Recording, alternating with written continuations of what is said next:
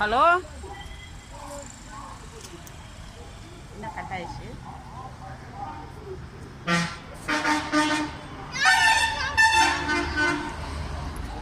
போ போ. யாருன்னு தெரியலையே. நயனா பாட்டுருக்கு. ஓ புருஷனா?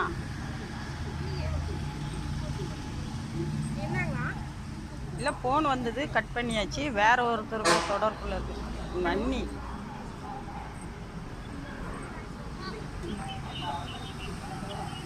ஆடு ஆடு. ஆ